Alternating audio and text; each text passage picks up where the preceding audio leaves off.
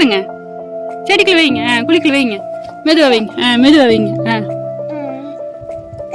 வைங்க. மண்ணு போட்டுடுங்க. இப்படி மண்ணு போடுங்க.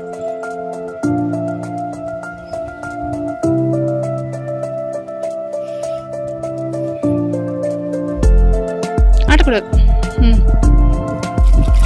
கொஞ்சமா கொஞ்சமா ஊத்துங்க.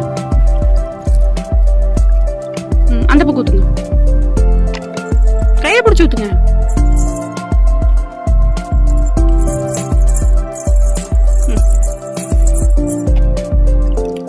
அப்படியே ஊத்து சாமி, இப்படி ஊத்து.